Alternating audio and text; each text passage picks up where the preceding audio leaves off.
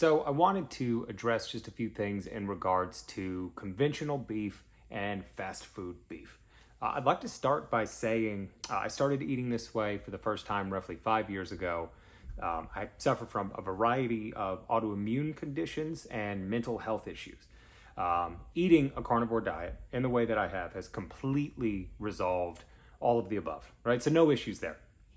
And a big part of the reason that I actually share the fast food patties is because that was a huge part of resolving those issues for me personally.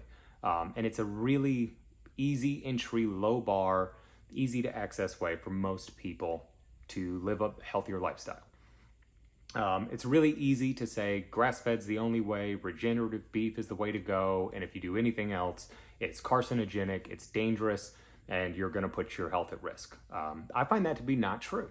So the first thing, right, if you were to compare grass-fed beef to conventional, if we put this in the context of UFC fighters, let's say the greatest of all time, right, whether that be John Jones or Khabib, or if you want to go greatest pound for pound, Volkanovski, right, that would be grass-fed, regeneratively raised beef.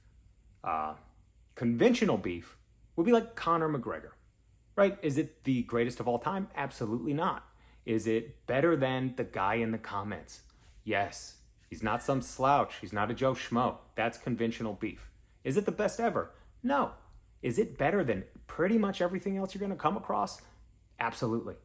Right? And what we do is we deter people from easy entries to health. We're letting perfect be the enemy of good. And there's really no point. If you can afford grass-fed, go for it. If all you can afford is the cheapest conventional beef, that is still going to be a better option than almost everything else you're going to find at the store. And then when we start to look into the beef at a lot of fast food chains, it's just 100% beef. A lot of these Wendy's, Burger King, McDonald's, they source and publicly publish the sourcing for their beef. It's 100% beef. It's not pink slime. It's not all these other things, right? Your tinfoil hat is showing big time in the comments when you say ridiculous things. But if you Googled it, if you looked into it, it's published. And if they're lying, you can sue them, right? I haven't seen one commenter get rich yet. Lawyer up, pony boy, do it. What are you waiting for? If it's, right, pink slime and fake this and all that, it's not true, right? And you know it's not true, or you'd lawyer up and get rich, right? But it's not the case, which is why you're not rich yet, because conventional beef isn't that bad. And the giant fast food companies, surprisingly and shockingly, are not lying to you. It's just kind of the way it works, right? And it's actually cheaper for them to cook the beef in its own fat.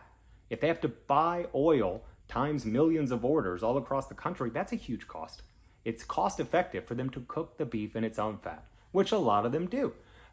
So I don't know where the stuff's coming from. A lot of you guys sound like conspiracy theorists.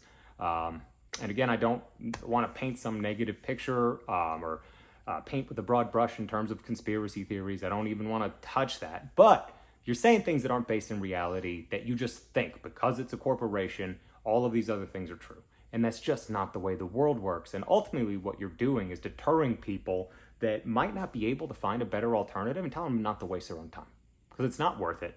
And if they can't be perfect, they're not going to be healthy. That's kind of a dangerous ideology. And I know it's fun and cool to be keyboard warrior and say all this stuff, but ultimately, who are you helping?